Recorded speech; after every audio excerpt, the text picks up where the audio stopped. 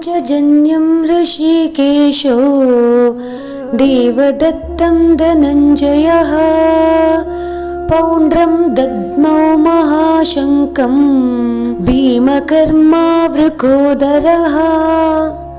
ಅನುವಾದ: ಋಷಿಕೇಶನು ತನ್ನ ಪಾಂಚಜನ್ಯವೆನ್ನುವ ಶಂಖವನ್ನು, ಅರ್ಜುನನು ದೇವದತ್ತವನ್ನು, ವೃಕೋದರನು ಮತ್ತು ಅದ್ಭುತ ಸಾಹಸಗಳನ್ನು ಮಾಡಬಲ್ಲವನು ಆದ ಭೀಮನು ಪೌಂಡ್ರವೆನ್ನುವ ಮಹಾಶಂಖವನ್ನು ಊದಿದನು. ಋಷಿಕೇಶ ಎಂದು ಶ್ರೀಕೃಷ್ಣ ಭಗವಂತನನ್ನು ಇಲ್ಲಿ ಕರೆಯಲಾಗಿದೆ.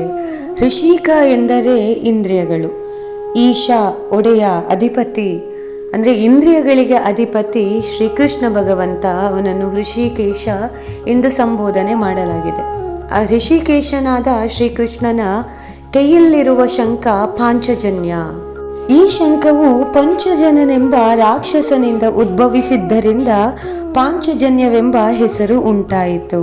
ಇಲ್ಲಿ ಗಮನಿಸಬೇಕಾದ ಅಂಶವೆಂದರೆ ಪಾಂಡವರ ಪಕ್ಷದಲ್ಲಿ ಮೊದಲು ಶಂಖವನ್ನು ಊದಿದವನು ಶ್ರೀಕೃಷ್ಣ ಪರಮಾತ್ಮ.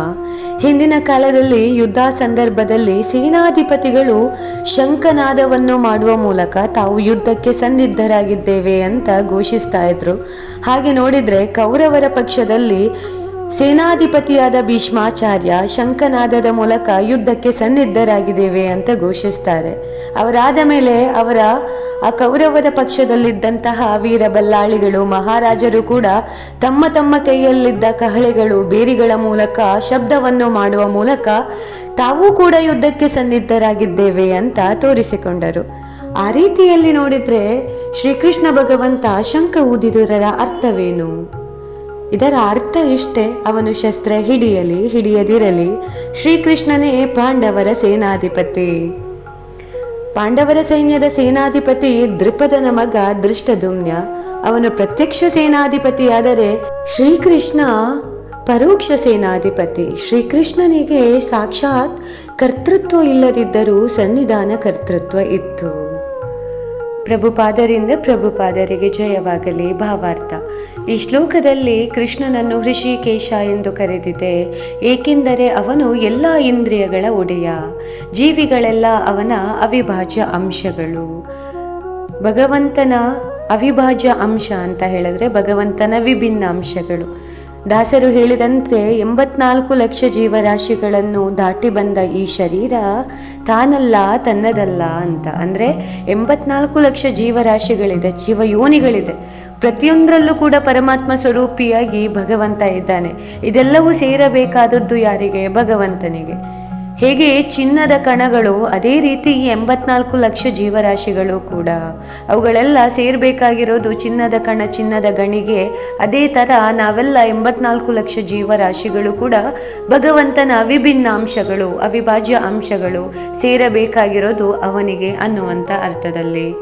ನಿರಾಕಾರವಾದಿಗಳು ಜೀವಿಗಳಿಗೆ ಇಂದ್ರಿಯಗಳಿವೆ ಎನ್ನುವುದಕ್ಕೆ ವಿವರಣೆ ಕೊಡಲಾರರು ಅಂತ. ಇಲ್ಲಿ ಭಗವಂತನ 3 ಸಾಕ್ಷಾತ್ಕಾರಗಳಿದೆ. ಒಂದು ಬ್ರಹ್ಮನ್ ಸಾಕ್ಷಾತ್ಕಾರ, ಎರಡನೆಯದ್ದು ಪರಮಾತ್ಮ ಸಾಕ್ಷಾತ್ಕಾರ, ಮೂರನೆಯದ್ದು ಭಗವಾನ್ ಸಾಕ್ಷಾತ್ಕಾರ, ಪರಿಪೂರ್ಣ ಜ್ಞಾನ. 1ನೆಯ ಸಾಕ್ಷಾತ್ಕಾರ ನಿರಾಕಾರವಾದಿಗಳದ್ದು. ಅವರ ಪ್ರಕಾರ ಹೇಳೋದಿದ್ರೆ ಬ್ರಹ್ಮನ್ ಸಾಕ್ಷಾತ್ಕಾರ. ಭಗವಂತ ಅವ್ಯಕ್ತ, ಅವನಿಗೆ ರೂಪ ಇಲ್ಲ, ಅವನು ವ್ಯಕ್ತಿ ಅಲ್ಲ, ಅವನು ಕೇವಲ ಒಂದು ಪ್ರಭೆ ಮಾತ್ರ ಅಂತ ಅರ್ಥ ಮಾಡ್ಕೊಂಡವರು. ಇವರು ಕೂಡ ಭಕ್ತರೇ, ಆದರೆ ಅವರಿಗೆ ಪೂರ್ಣ ಜ್ಞಾನ ಇಲ್ಲ. ಯಾಕೆ ಪೂರ್ಣ ಜ್ಞಾನ ಇಲ್ಲ ಅಂದರೆ, ಆ ಪ್ರಭೆ ಬರಬೇಕಾದ್ರೆ ಪ್ರಭೆಯ ಹಿಂದೆ ಯಾವುದಾದ್ರೂ ಒಂದು ಪೂರ್ಣ ವ್ಯಕ್ತಿತ್ವ ಇರಬೇಕಲ್ವಾ, ಅದನ್ನು ಅವರು ಅರ್ಥ ಮಾಡ್ಕೊಳ್ಳೋದಿಲ್ಲ. ಸರಳವಾಗಿ ಹೇಳೋದಿದ್ರೆ, ಇವಾಗ ಒಂದು ಟಾರ್ಚಿಂದ ಬೆಳಕು ಬರ್ತಾ ಇದೆ ಅಂತ ಹೇಳಿದ್ರೆ, ಆ ಟಾರ್ಚ್ ಇದ್ದದಕ್ಕೆ ಅಲ್ಲಿ ಬೆಳಕು ಬರ್ತಾ ಇದೆ. ಸೊ ಅದೇ ರೀತಿಯಲ್ಲಿ ಪ್ರಭೆ ಅಂತ ಇವರು ಆರಾಧನೆ ಮಾಡಬೇಕಾದ್ರೆ ಆ ಪ್ರಭೆ ಯಾವುದರಿಂದ ಬರ್ತಾ ಇದೆ? ಅಲ್ಲಿ ದಿವ್ಯವಾದ ಶರೀರ ಏನಾದರೂ ಇರಬೇಕು ತಾನೆ. ಆ ವಾಸ್ತವಾಂಶ ಅವರಿಗೆ ಅರ್ಥ ಆಗೋದಿಲ್ಲ. ಅದಕ್ಕೆ ಇದು ಪರಿಪೂರ್ಣ ಜ್ಞಾನ ಅಲ್ಲ. ಆದರೂ ಅವರು ಭಕ್ತರೆ. ಅದಕ್ಕೆ ಅವರಿಗೆ ಇಂದ್ರಿಯಗಳ ಬಗ್ಗೆ ವರ್ಣಿಸಲಿದ್ರೂ ಕೂಡ ಅರ್ಥ ಆಗೋದಿಲ್ಲ ಅಂತ ಹೇಳಿ ಪ್ರಭುಪಾದರು ಇಲ್ಲಿ ಹೇಳ್ತಾ ಇದ್ದಾರೆ. ಆದುದರಿಂದ ಅವರು ಎಲ್ಲ ಜೀವಿಗಳನ್ನು ಇಂದ್ರಿಯರಹಿತರು ಅಥವಾ ನಿರಾಕಾರ ಎಂದು ವರ್ಣಿಸಲು ಕಾತರರಾಗಿದ್ದಾರೆ. ಎಲ್ಲ ಜೀವಿಗಳ ಹೃದಯಗಳಲ್ಲಿ ನೆಲೆಸಿರುವ ಭಗವಂತನು ಅವರ ಇಂದ್ರಿಯಗಳನ್ನು ನಿರ್ದೇಶಿಸುತ್ತಾನೆ. ಇದು 2ನೆಯ ಸಾಕ್ಷಾತ್ಕಾರವಾದ ಪರಮಾತ್ಮ ಸಾಕ್ಷಾತ್ಕಾರ. ಇಲ್ಲಿ 84 ಲಕ್ಷ ಜೀವರಾಶಿಗಳಲ್ಲೂ ಆ ಆತ್ಮದೊಂದಿಗೆ ಪರಮಾತ್ಮ ಸ್ವರೂಪವಾಗಿ ಭಗವಂತ ಇದ್ದಾನೆ. ಸೊ ಇವರು ಕೂಡ ಭಕ್ತರೇ.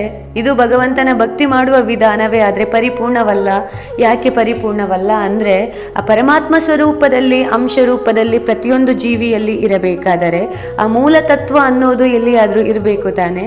ಅದು ಇವರಿಗೆ ಅರ್ಥ ಆಗೋದಿಲ್ಲ. ಅದಕ್ಕೆ ಇದು ಪರಿಪೂರ್ಣ ಜ್ಞಾನ ಅಲ್ಲ. ಆದರೆ ಆಯಾ ಜೀವಿಯು ಶರಣಾಗತನಾಗಿರುವ ರೀತಿಯಲ್ಲಿ ನಿರ್ದೇಶಿಸುತ್ತಾನೆ.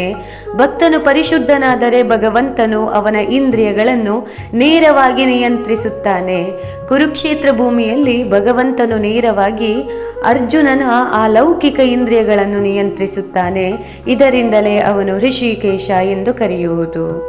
ಇಲ್ಲಿ ಪರಿಶುದ್ಧ ಭಕ್ತ ಅವನು ಮೂರನೆಯ ಸಾಕ್ಷಾತ್ಕಾರವಾದ ಭಗವಾನ್ ಸಾಕ್ಷಾತ್ಕಾರವನ್ನು ಮಾಡ್ತಾ ಇರ್ತಾನೆ. ಇದು ಪರಿಪೂರ್ಣ ಜ್ಞಾನ. ಯಾಕೆ ಹೇಳಿದ್ರೆ, ಅವನು ಭಗವಂತನನ್ನು ಯಾವ ರೀತಿ ಅರ್ಥ ಮಾಡ್ಕೊಂಡಿದ್ದಾನೆ ಅಂತ ಹೇಳಿದ್ರೆ, ಎಲ್ಲ ಶಕ್ತಿಗಳ ಹಿಂದೆ ಇರುವಂತಹ ಪರಿಪೂರ್ಣ ವ್ಯಕ್ತಿ ಆ ಅಖಿಲಾಂಡ ಕೋಟಿ ಬ್ರಹ್ಮಾಂಡ ನಾಯಕ ದೇವೋತ್ತಮ ಪರಮ ಪುರುಷನಾದ ಶ್ರೀಕೃಷ್ಣ ಅಂತ ಅರ್ಥ ಮಾಡ್ಕೊಂಡಿದ್ದಾನೆ. ಇದು ಪರಿಪೂರ್ಣ ಜ್ಞಾನ.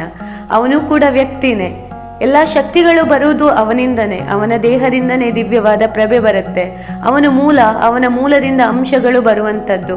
ಅದು ವಿಸ್ತರಣೆಯಾಗಿದೆ, ಹರಡಿಕೊಂಡಿದೆ ಅಷ್ಟೇ. ಅವನಿಗೂ ಕೂಡ ಕೈ ಕಾಲುಗಳಿದೆ, ಕಣ್ಣುಗಳಿದೆ, ಇಂದ್ರಿಯಗಳು ಇದೆ.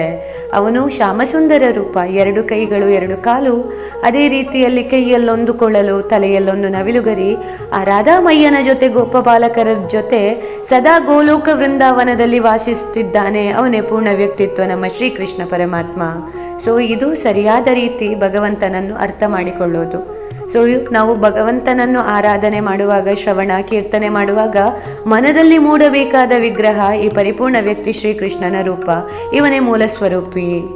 ಸೊ ಅದಕ್ಕೆ ಇಲ್ಲಿ ಹೇಳ್ತಾ ಇದ್ದಾರೆ, ಪರಿಶುದ್ಧ ಭಕ್ತನ ವಿಷಯದಲ್ಲಿ ಅವನು ನೇರವಾಗಿ ಇಂದ್ರಿಯಗಳನ್ನು ನಿಯಂತ್ರಣ ಮಾಡಲು ಬರುತ್ತಾನೆ. ಯಾಕೆ ಹೇಳಿದ್ರೆ, ಅವನು ಸರಿಯಾದ ರೀತಿಯಲ್ಲಿ ಭಗವಂತನನ್ನು ಅರ್ಥ ಮಾಡಿಕೊಂಡಿರ್ತಾನೆ. ಅದಕ್ಕೆ ಅವನ ವಿಷಯದಲ್ಲಿ ನೇರವಾಗಿ ಭಗವಂತ ಬರ್ತಾನೆ. ಅದಕ್ಕೆ ಅಲ್ವಾ ದ್ವಾಪರ ಯುಗದಲ್ಲಿ ಭಗವಂತ ಆ ಮೂಲ ಸ್ವರೂಪಿಯಾಗಿ ನೇರವಾಗಿ ಶ್ರೀಕೃಷ್ಣನೇ ಬರ್ತಾನೆ. ಇಂದ್ರಿಯಗಳನ್ನು ನಿಯಂತ್ರಿಸ್ತಾ ಇದ್ದಾನೆ ಇಲ್ಲಿ ನಮ್ಮ ಅರ್ಜುನನದ್ದು. ಭಗವಂತನಿಗೆ ಅವನ ಬೇರೆ ಬೇರೆ ಕಾರ್ಯಗಳಿಗೆ ಅನುಗುಣವಾಗಿ ಬೇರೆ ಬೇರೆ ಹೆಸರುಗಳು ಇವೆ. ಉದಾಹರಣೆಗೆ, ಅವನು ಮಧು ಎಂಬ ರಾಕ್ಷಸನನ್ನು ಕೊಂದ, ಆದುದರಿಂದ ಆತನ ಹೆಸರು ಮಧುಸೂದನ. ಅವನು ಗೋವುಗಳಿಗೂ ಇಂದ್ರಿಯಗಳಿಗೂ ಸಂತೋಷವನ್ನು ಉಂಟು ಮಾಡುತ್ತಾನೆ, ಆದುದರಿಂದ ಗೋವಿಂದ. ವಸುದೇವನ ಮಗನಾಗಿ ಅವತರಿಸಿದ್ದರಿಂದ ವಾಸುದೇವ. ದೇವಕಿಯನ್ನು ತಾಯಿಯಾಗಿ ಸ್ವೀಕರಿಸಿದ, ಆದುದರಿಂದ ದೇವಕಿ ನಂದನ.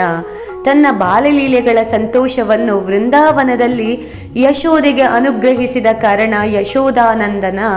ತನ್ನ ಗೆಳೆಯ ಪಾರ್ಥನ ಸಾರಥಿಯಾದನೆಂದು ಪಾರ್ಥಸಾರಥಿ. ಕುರುಕ್ಷೇತ್ರದ ರಣರಂಗದಲ್ಲಿ ಅರ್ಜುನನಿಗೆ ಮಾರ್ಗದರ್ಶನ ಮಾಡಿದುದರಿಂದ ಋಷಿಕೇಶ. ನೋಡಿ, ಭಗವಂತನಿಗೆ ನಾಮಗಳು ಹಲವು.